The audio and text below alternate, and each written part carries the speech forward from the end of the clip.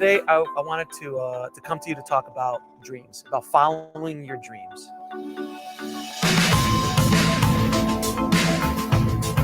BraveMaker means to me to conquer your fears and get over yourself. Tell your story because you are that story.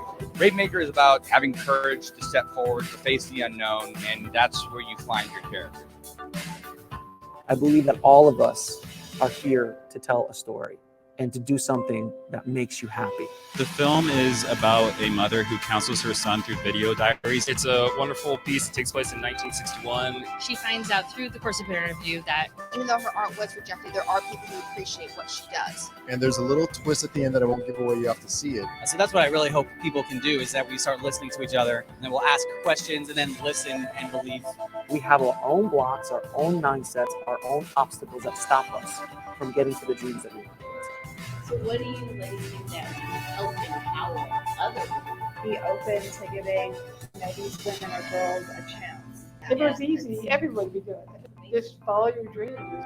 All of a sudden, that voice doesn't have as much power about, I'm going to go write that screenplay, or I'm going to go make that movie. As an example of if you just put your mind to it and get out of your own way, you can make anything you want come true. And I was just blown away by the film, blown away by his energy. And when he first started talking about a film fest, I said, I would love to have that here in Redwood City. So when he told me about BraveMaker, I said, you know what? This is the type of film festival that I want to be aligned with. The treasure that you seek is in the cave that you're afraid to walk into.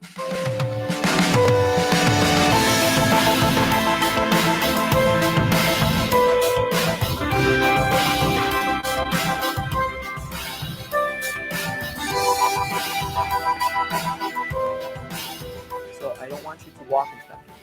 I want you to run in there as fast as humanly possible.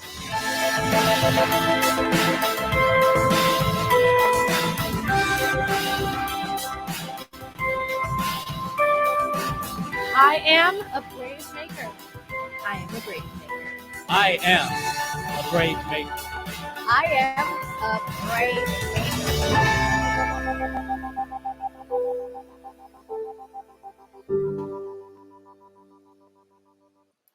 Yes, we did it. My name is Tony Gapastione. I'm the founder and executive director of BraveMaker. And gosh, it has been a really wild 7 weeks since everything changed in our world. This was the week we were supposed to be hustling around for our BraveMaker Film Fest. 3 days, 40-some films, live music, comedians, food, a decade party, but all that has changed. And believe it or not, it actually has been, there's been an upside. There's been a gold lining to it. We have been able to host more filmmakers and do more extended panel discussions like we're going to do today than if we held it live.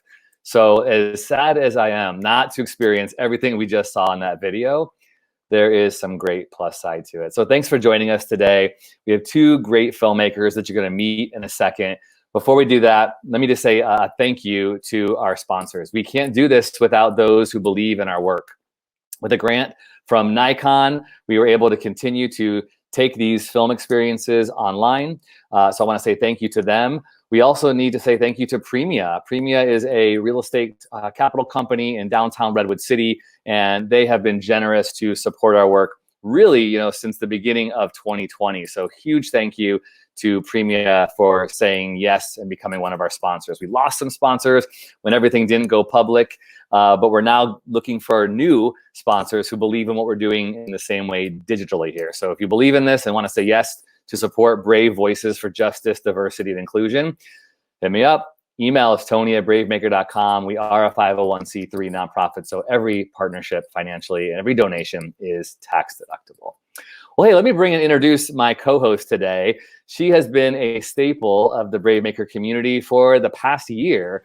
Christina Jackson is here on the broadcast today. Christina, welcome. Oh, you there? Yeah. Yeah, you're on. Hey, what's going on, everybody? Thank you for having me, Tony. Oh my gosh. Yeah, so Christina has joined me on the podcast. Loading right now, so let's see. How'd that go? You're loading? Okay, good. So Christina has been on the BraveMaker podcast the past, few episodes. and she has been growing her acting career. She is former Am I Miss frozen? California. No, you're not. You're looking good to me. Are you frozen over there? You're looking good to me. You're moving and shaking, smiling. I'm gonna text you. Maybe Okay. you're having some Wi-Fi issues. Oh, you're back. Okay, cool. Okay. I don't know. What I was that just bragging on you. I was just bragging on you. Awesome. So I was doing a little bit of how we connected. You're growing your acting career. You're former Miss California wheelchair. Yeah. And now she's BraveMaker ambassador and co-hosting our online experiences here. So what else do you want to say about your BraveMaking journey? I'm having a blast working with BraveMaker. I'm really enjoying the film festival. I'm a fan. You know, I was a huge fan of films before, and once I met you, it's like the idea of getting involved in it, like learning the behind the scenes and actually being in films and all that is just like so surreal. And I'm having a really good time working on a couple different projects, working on a screenplay, which you are helping me with, so that's amazing. And I am also part of a film called The Best Time by Shawnee Stanford, and this film is tackling mental health issues as well as suicide. So I think this film is going to have a really huge impact, and I can't wait for it to be released. Who knows when? So yeah, that's what I'm up to. So check out Christina's work at ChristinaJackson.com. You can see her website right there. But let's bring on our featured filmmakers for today. So we have two films, short films that have been put out through our subscriber list. If you're not on our subscriber list, you probably will have a little bit of a spoiler alert awareness today. But we want to make sure that you can sign up for these free films at BraveMaker.com/buzz. The two films that we are speaking about today are Ungubani by Booker T. Mattison and The Same Blue by Wasley Castillo. So let's bring these two filmmakers into the broadcast. Welcome, you two. Thank you. I hope you can hear me. We had some technical difficulties in the in the green room, so hopefully this all works out now. Yeah, thank you guys so much, Tony and Christina, for having us. Booker, thank you guys so much. It's really a privilege to be here. Yeah, for sure. Yeah. All right, well, let's just start out. Why don't we start out with you, Booker, and just give us, we'd like to kind of hear where you're calling from, about yourself, about your film, and anything you can tell us to describe the film that you made, Ungubani. Absolutely. I'm a resident of suburban Atlanta. I'm a professor at the University of Georgia, and I made this film Ungubani last August. And interestingly enough, I went to film school many, many moons ago. I finished back in the 90s, and I had the opportunity to work with two of my former film school classmates at making the film. The screenwriter, Mandel Holland, was a person that I went to NYU with, as well as a cinematographer, Garland McLaren, who is also a professor with me at UGA, and he teaches cinematography there. So I'm excited. This is the first film festival that accepted the film, and it's the first virtual screening that I've done, and also the first virtual talkback that I'm doing. So I'm excited to be a part of it. Hey, we're totally stoked to be the first. That's awesome. Right on. Well, thank you. Thanks for being here. And the cool thing, I was telling Wasley before we went live, the reason why I connected with both of you is I had a potential client contact me saying they wanted to do a BraveMaker event in Atlanta, and they wanted they wanted to find Atlanta filmmakers, so they didn't want to pay for anybody else to fly in. So I went on a hunt, started putting out, the search. I was asking friends, looking for anybody who knew any Atlanta filmmakers, and so I got connected to you through some random, cool, and intentional. But so huge shout out to my friend Marquette, who connected me to one of you. I forget which one. Was that you, Booker? Okay, cool. Yeah, and then I found Wasley in the same way, and I was like super inspired that both of your films came our way. And then the whole event dropped out. They didn't end up doing this event. But it didn't matter because we got your films to do here in our film fest. Yeah.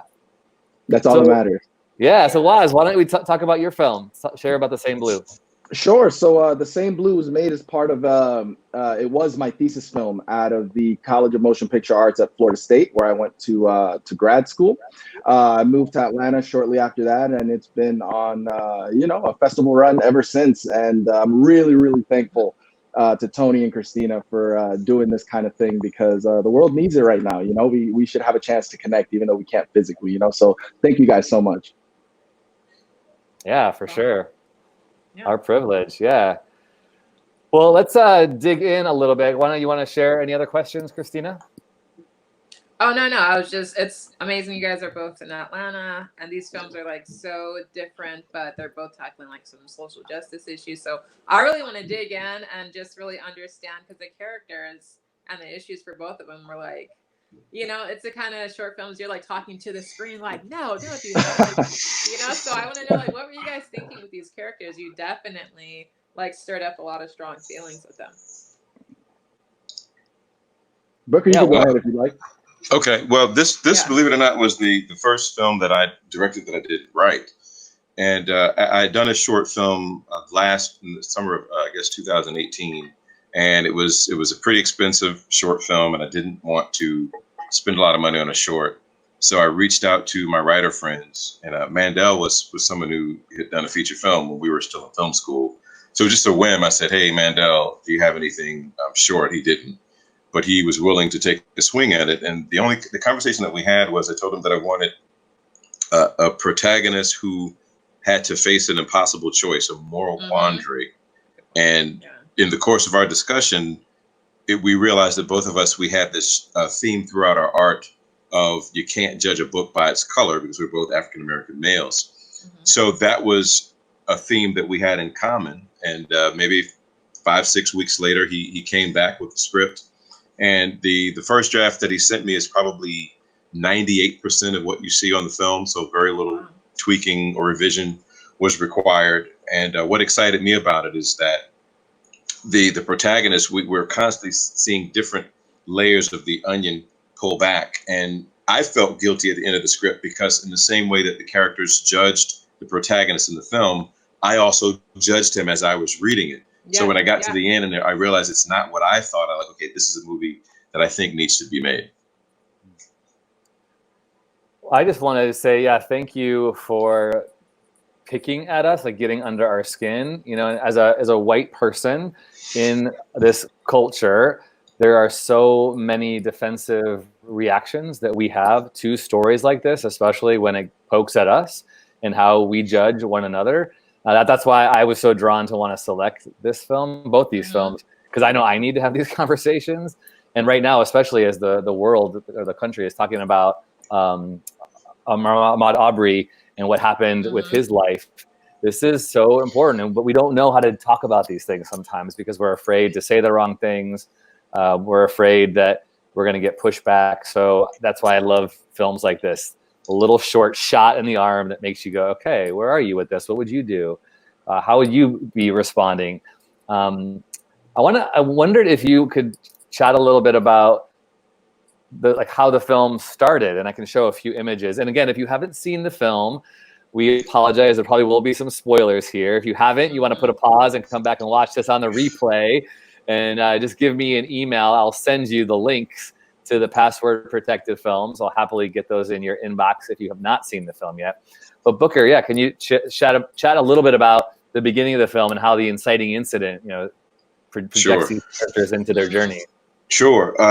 Well, it starts off relatively pedestrian, and I think that's the strength of it, because we see two guys show up into a store, and immediately both sides, they have issues with one another.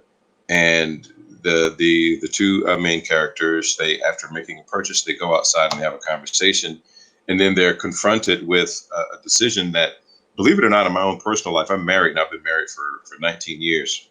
And my position has actually changed on getting involved whenever you see something happening. When I was single and didn't have kids, it's almost reactionary. If you see something happening, you feel like it's your duty to help out. And I'll never forget a conversation I had with my wife after we've been married for a couple of years, and we had one or maybe two, I have 4 kids now. And I asked her, I said, so if I were to see something and intervene and something happened to me, would you be upset? And I was surprised when she said yes, because it's like, okay, I appreciate your desire to want to help others, but did you think about me? Did you think about the kids? So it is a difficult decision when you see something. What would you actually do? And here in Gwinnett County, where I live, I took the what's called the Citizens Police Academy, and in that, you go in and you do and learn about your local police and the different things that they do.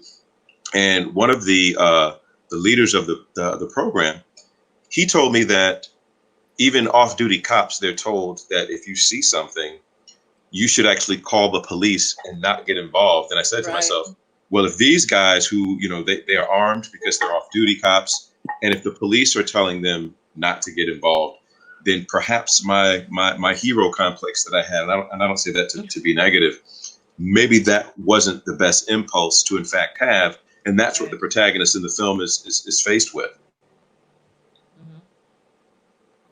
Yeah, it's really good tension and stakes for what you develop between the characters, like morality, right, and this intention to be hero, but also recognizing there is a challenge to being a person in black skin here, and what somebody might see who's judging from a distance if they were to come. I felt like it gave me chills and frustration and anger, and you know, yeah. Go ahead, Christina. You want to comment on that? Yeah, I definitely would side with your wife. Like, I felt that instinctively when his friend was like, "Are you really going to get involved?" And it's like, you feel like the moral dilemma there, it was so strong. But yeah, as a woman, like, no, you can't get involved because, I mean, you're as a partner, like, you're the breadwinner, like you're sustaining them, you know, so you would jeopardize your family to help a stranger. And that's really the beauty of the dilemma. Oh, we got a little frozen there. Christina will come back to us in a second. Darn Wi-Fi. That's too bad. Both of these films. You're back, Christina. Go ahead. Yeah. Go ahead. Okay. Yeah, I was just saying, I definitely would have sided with his wife. Yeah. You know, because it's like, are you going to put a stranger's life over our well-being? Are you going to jeopardize our well-being and your life for someone else's? So I feel like once, like you said, once it's not just you as an individual, you know, when it's up to you and you're just only risking your life and what's going to happen to you, that's fine. You'll deal with the repercussions. But once you have a wife and kids and you have a family that will also have to deal with those repercussions, I feel like it's not fair to put a stranger's life before theirs. You know, you've made a commitment to them, and it's really hard. It's a tough one. That's what made it good. You know? And I agree with that, Christina. And again, I have fundamentally shifted how I even, like, you know, if you see someone stranded on the side of the road and that kind of thing, in general, I don't stop. But I also have 3 daughters, and you know, let's say that if something happened, this is for anyone who's listening or watching. If the police respond in 3 minutes, that's considered good. But in 3 minutes, a woman who's being battered by a man, she could be dead. You know, 3 minutes, she could be gone. Yeah. So, you know, I agree with you. I agree with my wife. And at the same time, I hope I'm never faced with having to watch a woman being battered by a man and hoping that the police will get there in time, because it doesn't take 3 minutes to beat someone to death with your fist, especially when you're so much bigger than they are. So it's a tough one, and it's something that I hope I never have to face. That's what I think the power of both of these films are. And I like, philosophically, when we talk about films, I felt such freedom as I was becoming a filmmaker myself, when someone told me as an artist, it wasn't my job to answer the questions. It was my job to pose the questions. Right. And so I think both of these films do a really great job with what would you do in this situation when the stakes are high. And Wadsley, your film deals with the same sort of matter when it comes to abuse and power and authority, but it's on the other side, right? The person who's in authority. So let's chat a little bit about that with The Same Blue. Sure. Thank you guys again for having me. Well, The Same Blue started off because I was an EMT. I was an EMT in Brooklyn for a couple of years in the Coney Island area of Brooklyn. So these were, you know, personal stories that I had, and I knew that I wanted to make an EMT movie. So this topic came up, and I thought, why not? I think it could definitely pose some questions, especially to people who aren't really familiar, you know, with first responders, police, EMTs, firefighters. And it's interesting because, so the movie deals with our girl, Camila Perez. She's an EMT who wants to go to medical school. And basically she's put in a position where she has to choose between, you know, being one of the guys, being one of the bros with their, the way that they deal with things, or her future as a medical student, or, you know, her future as anything really, as you'll see in the film, or as you've seen in the film. I think this movie was really eye-opening for people who don't understand the dynamic between cops and EMTs, or cops and firefighters, or what that power struggle is like. And I'll give you an example. You know, when we were first developing this movie, I remember telling everybody these stories, and a lot of our development faculty at school thought, no, there's no way. You know, if a cop saw something, like, it wouldn't happen. And so actually, one of that person's family member was a police officer.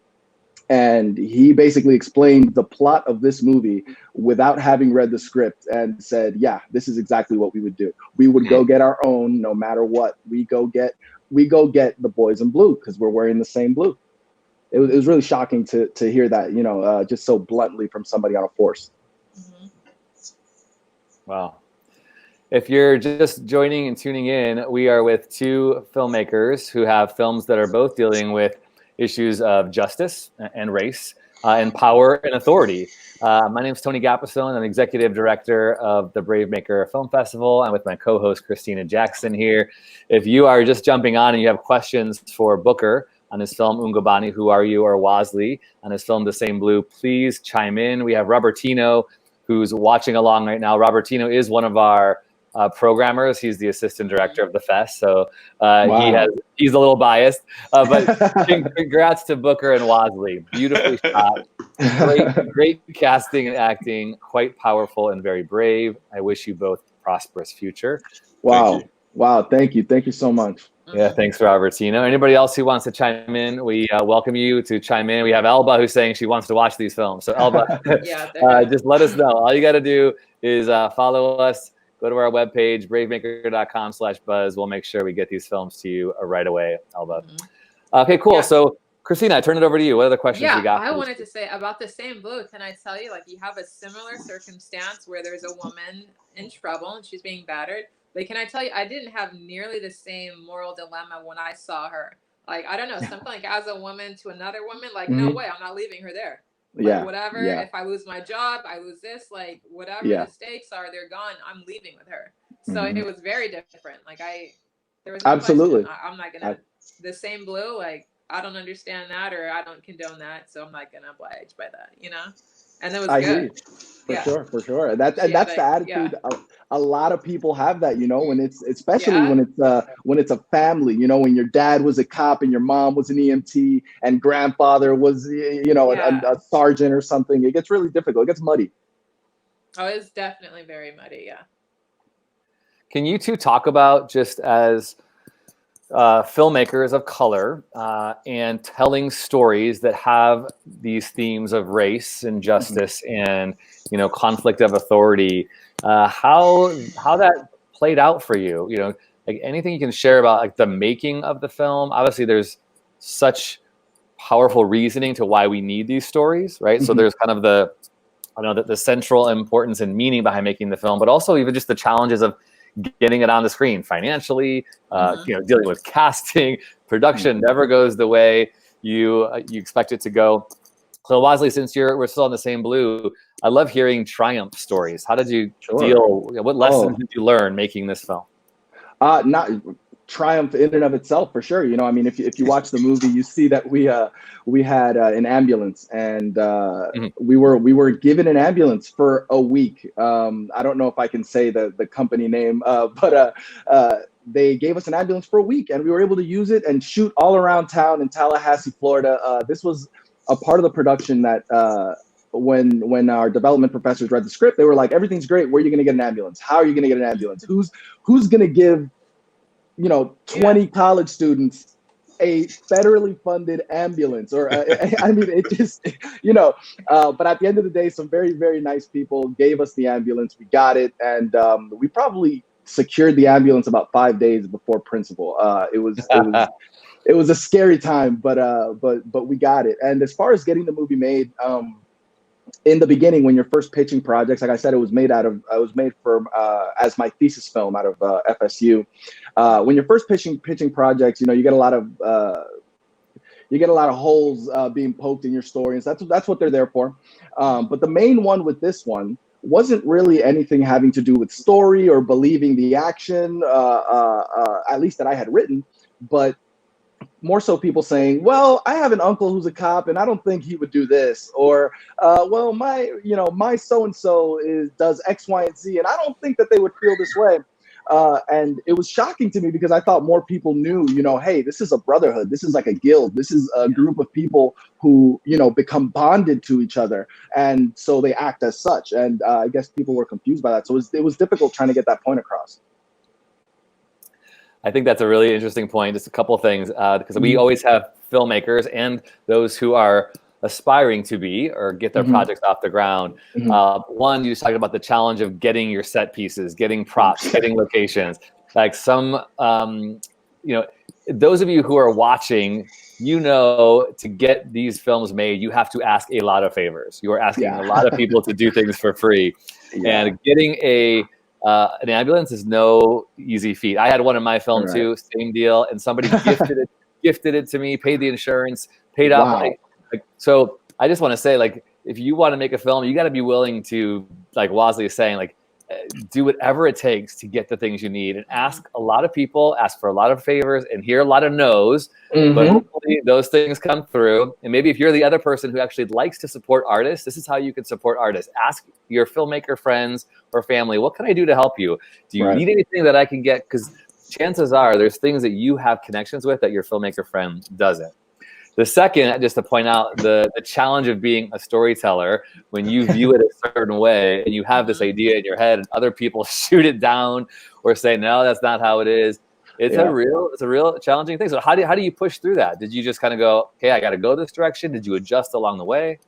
Well, we rolled with the punches and just adjusted along the way. If there's anything that I can say about the Florida State College of Motion Picture Arts is that they get you ready for notes because they give you a lot of them. And very often, whether or not you ask, you're going to get notes. And you're expected to somewhat address most of them. So we rolled with the punches. And when it came time for our director's prep, we went in with some things that we were hard-nosed on. Hey, we're not changing this. We're not changing the fact that she wants to go to medical school. We're not going to give her, she doesn't need a baby at home in order for the stakes to be higher, things like that.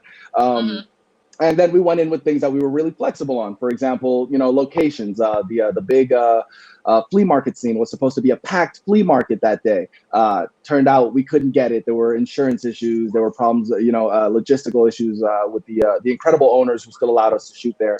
So it's just, just rolling with the punches and trying really, really hard to stay as close to what I really originally wanted this movie to be. Fantastic. Booker, you're up. Well, my biggest challenge for Ungubani was, without fail, finding a hospital. And I was surprised that it was so difficult. And I literally approached, because now there's no little small individually owned hospital. Everything is a part of a huge medical group.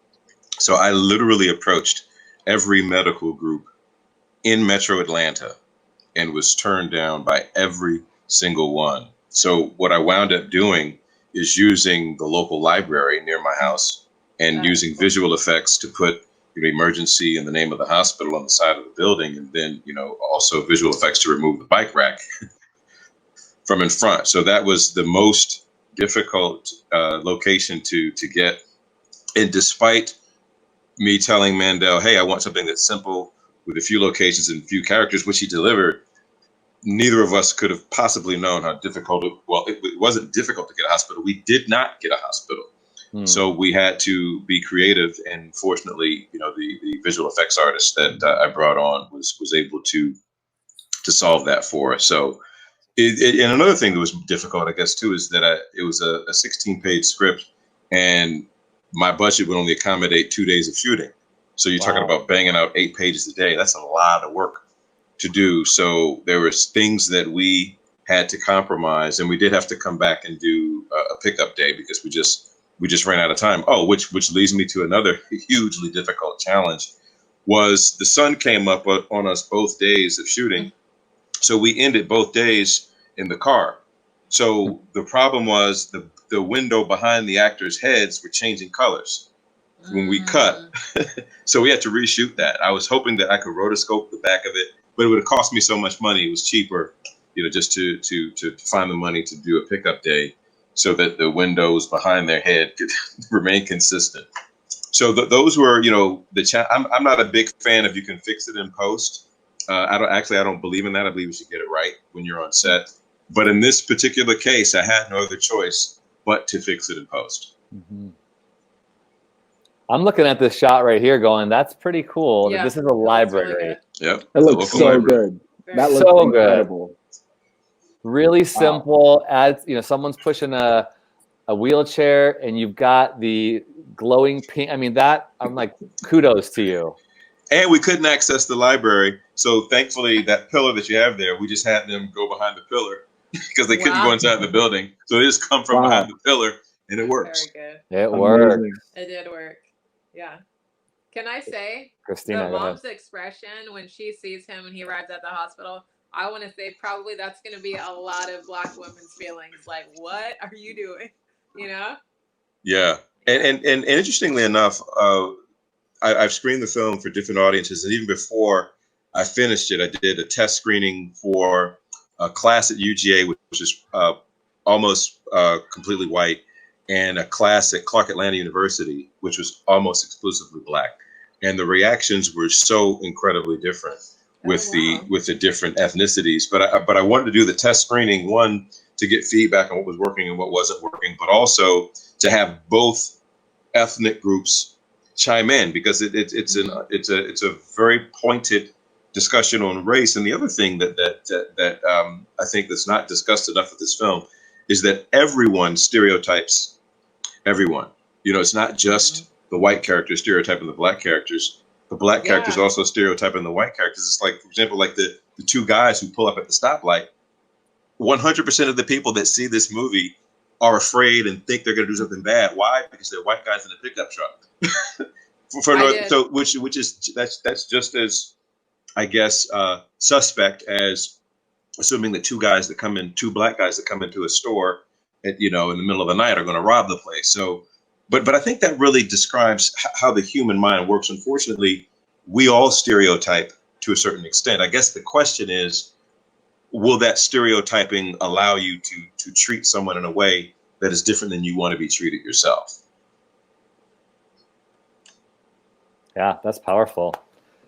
I think I'd love to see more films like this played and then have people sit around a table and have some guided discussions, right? Like, so I'm sure, Booker, in these two settings that you were just sharing with the schools, well, like, how do you pose the questions to the audience? What are some of the things that you're asking them to dialogue about?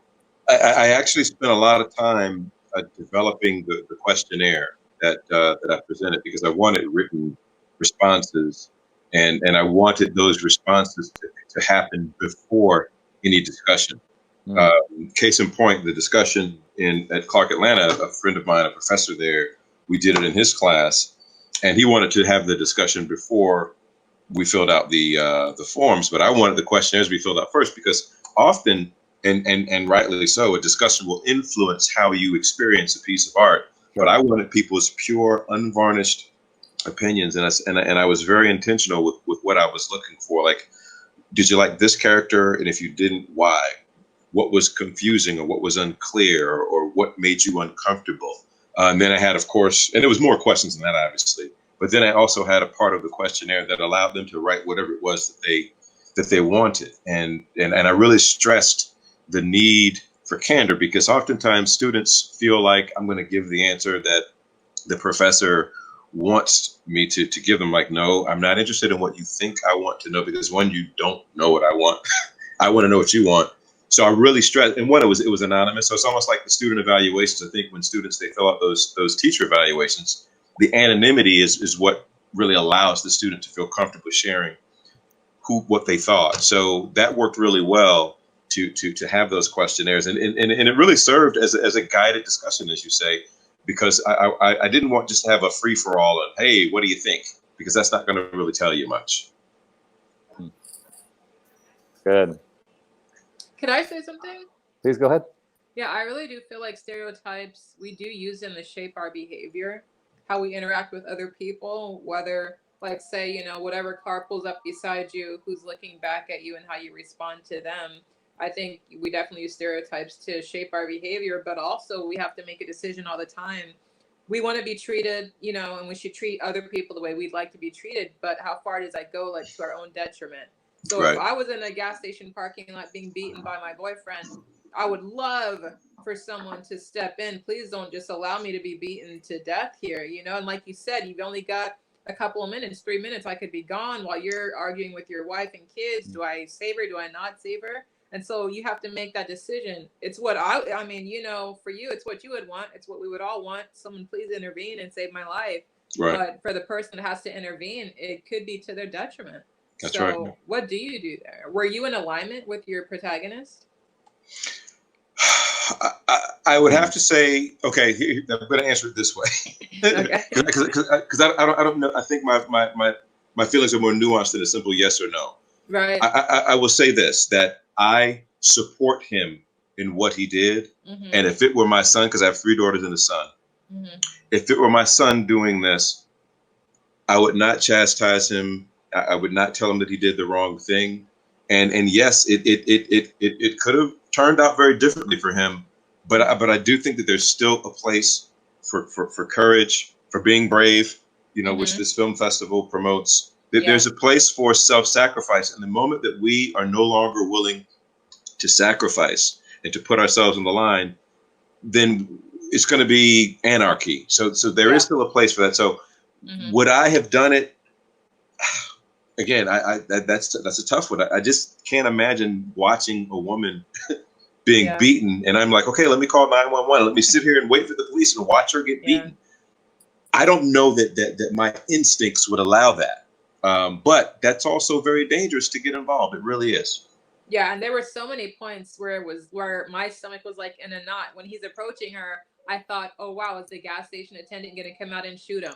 Right. You know, what's going to happen there? Then when he was in the car and the 2 white guys pulled up in the car, it's like, oh, great. Are they going to hurt him because they see her in the car with a black guy? There were so many moments where I was like, I want to press pause, you know, but he had to hold on to his humanity. I think that's the part that we all have to do in being brave and making that moral decision.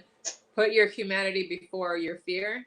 And that's what's so difficult to do. I think that's what was really beautiful about The Same Blue. She didn't put her humanity before her job, before her career goals. And in the end, you could see that on her face. She was really conflicted that she did that. She ultimately did the right thing in the end, but she could have done that the first time, you know? It took too long. It took too long. Just like Booker said, the moment we're not brave, everything goes down the drain. And we saw that. So that was really, really well said. Yeah, well, to both of you, I thank you again for giving us good conversation starters. And I love that we can, you know, celebrate films made by brave makers that really elevate characters that are nuanced, that aren't, you know, one-dimensional, two-dimensional, that really have a three-dimensional. I love that we have a black man and a white woman of color that are in these challenging spaces, and they're also dealing with the fact that there's stereotypes, and I just like there's just so much, you know, that we got from both of these films, you know, Camilla and so thank you for creating and putting this out there for us. And you know, I'm noticing there's not a lot of chatter going on in the comments because I think we don't sometimes know how to respond to these types of things. So I guess one of the final, I want to talk about your future projects as one of your last questions, but what would you say to us as audiences, but maybe not just even people viewing films, but as humans, Americans in culture right now, watching things that are happening around us?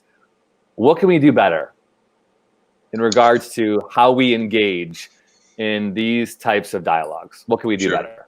I think that's a great question. And you know, I live in Lawrenceville, Georgia, which is about 30 miles from Atlanta. So I'm in the deep South, as it were. However, the neighborhood that I live in is remarkably diverse. It's probably maybe 48% white and 52% literally everything else. And part of why we moved into this community is because it's in fact a community. And, you know, to the point where people still wave at each other when you drive by.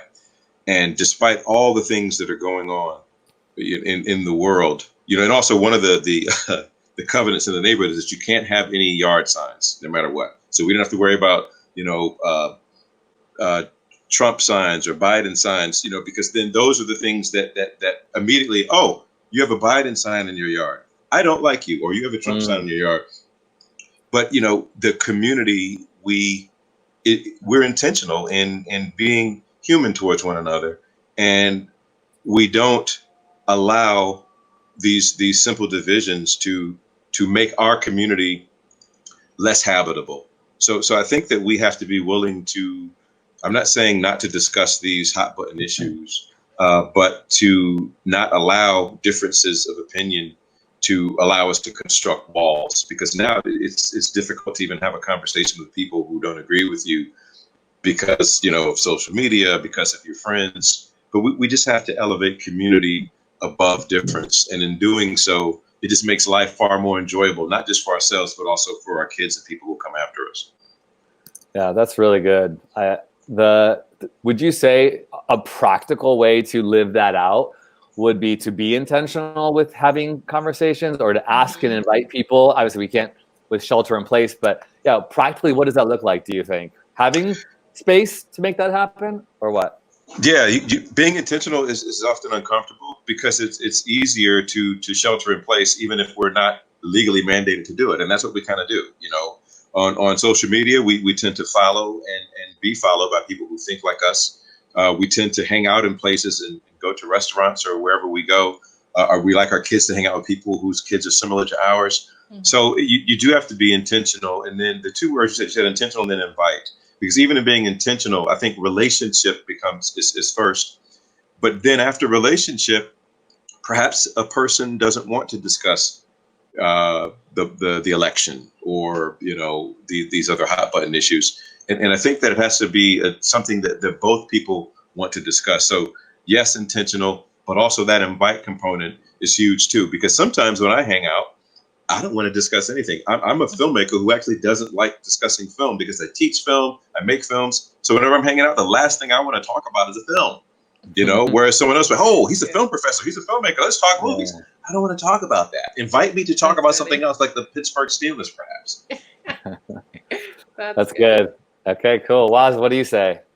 I think having spent so much more time now on Twitter, as I think we all have on our phones ever since being home, I think one thing that I've noticed is that we could all be kinder about pushback. And I'm just trying to make sure I'm not mute. And what that means is not almost immediately giving up on somebody who doesn't share the same views as you. You know, being able to look back at somebody and say, hey, I understand that your father was an amazing cop and would never do the things that I depicted in this film.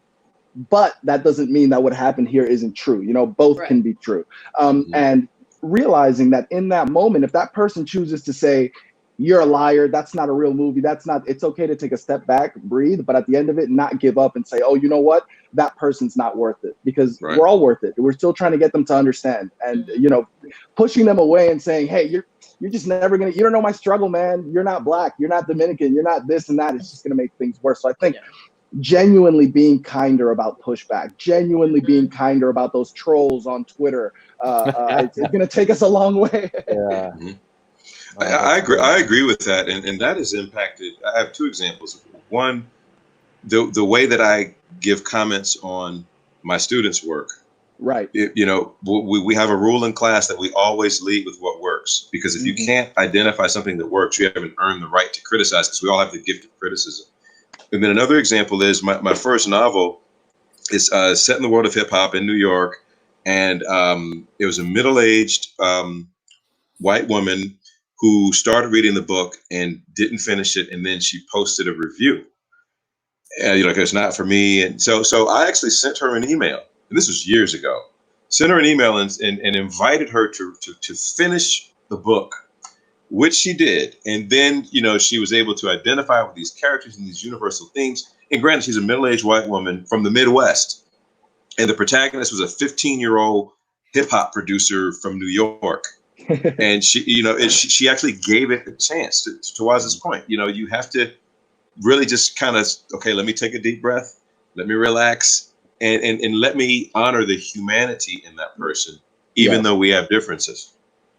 Yeah, that's good. Yeah, that's really good. Christina, do you want to share anything else? Yeah, I think both these films really highlight that everyone, regardless of gender or race, we all need to be championing equality. Because equality is going to shape our stereotypes. We're not going to view people the same once we all have the same opportunities. Things will just shift. You know, I feel like there'll be less friction between us all once we're all on the same playing field. You know?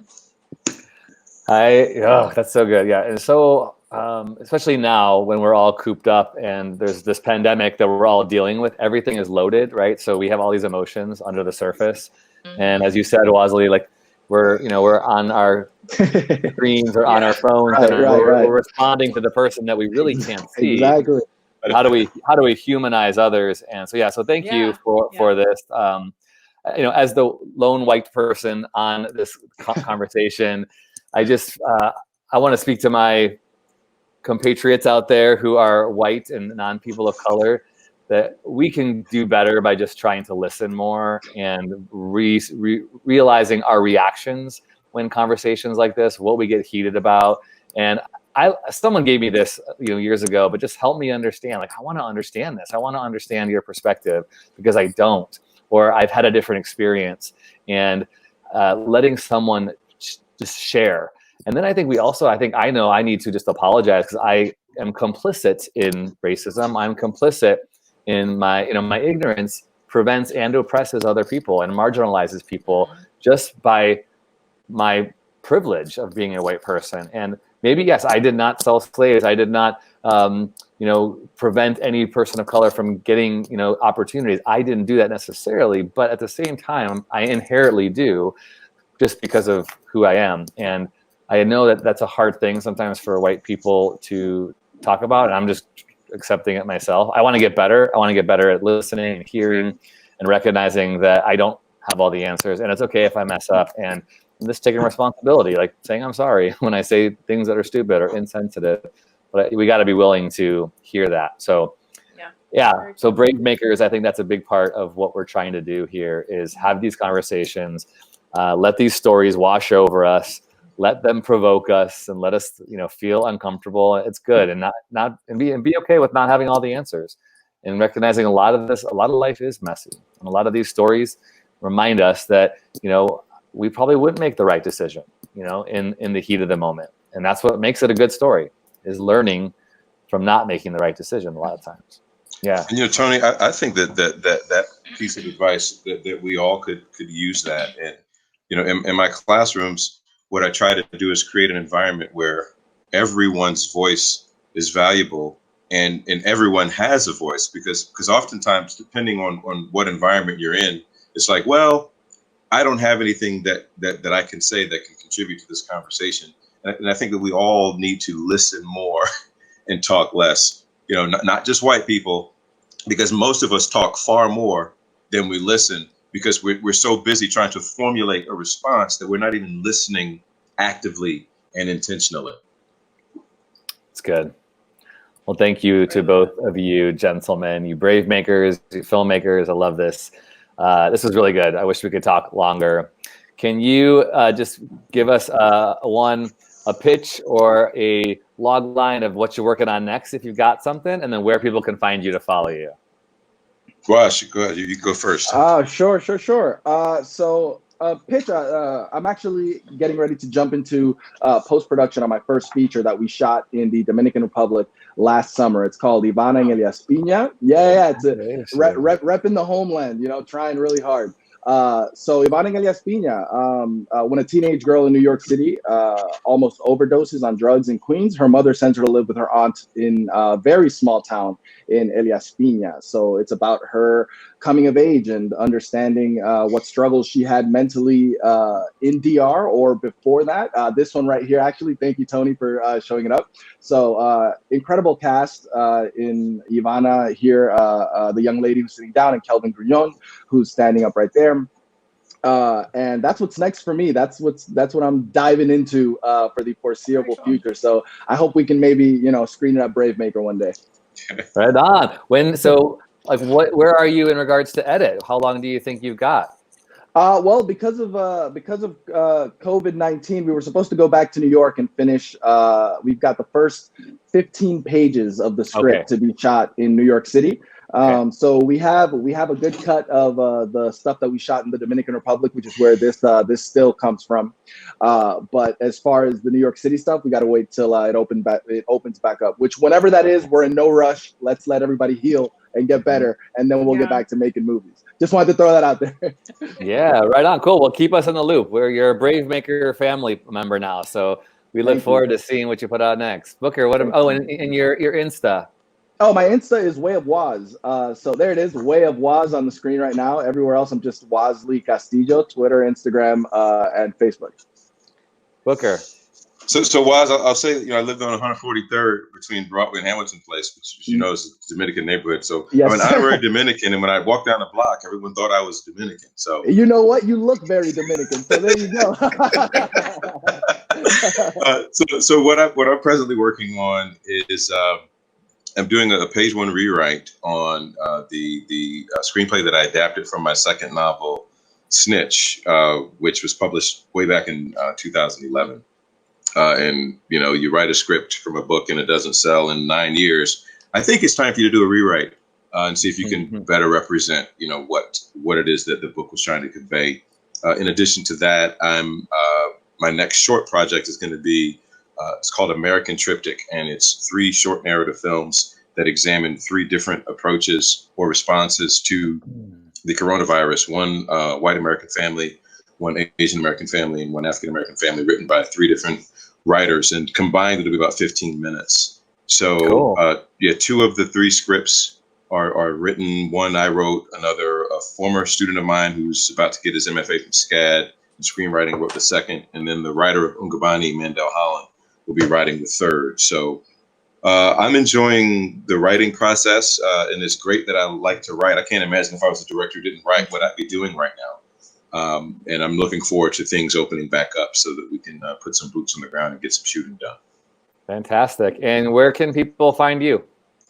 BookerTMattison.com. I've actually jumped off of social for the foreseeable future. It disrupts and destroys my productivity.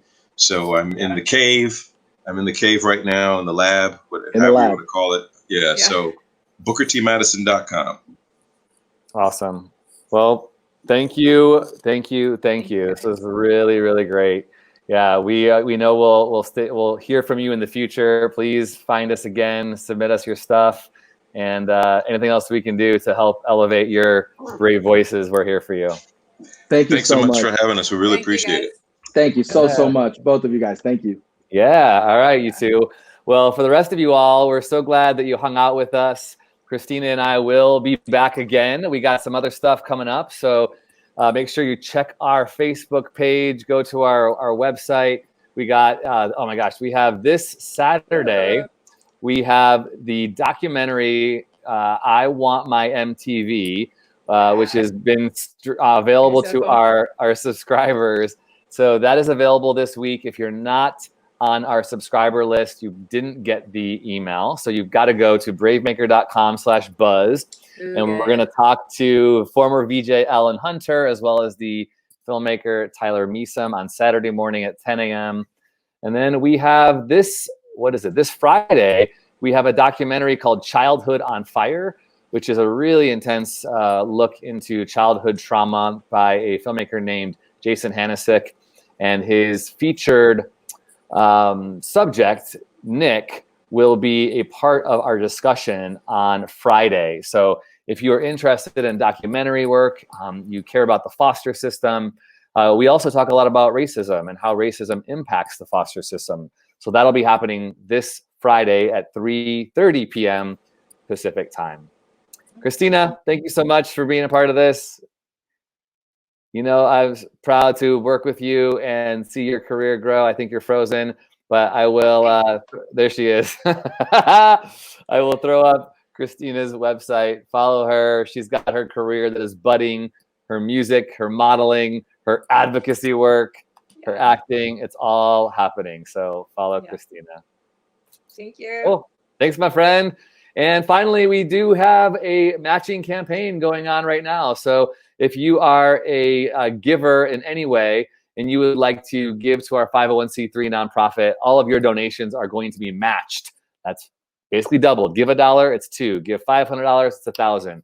Based on our grantor, the JML Foundation. They're going to match all of the grants to our 501c3 nonprofit through the end of May. So thanks so much for being a part. If you have any questions, I'm Tony Gapastione. You can find me at Tony@bravemaker.com. Brave stories change the world, and you are the story. Until next time.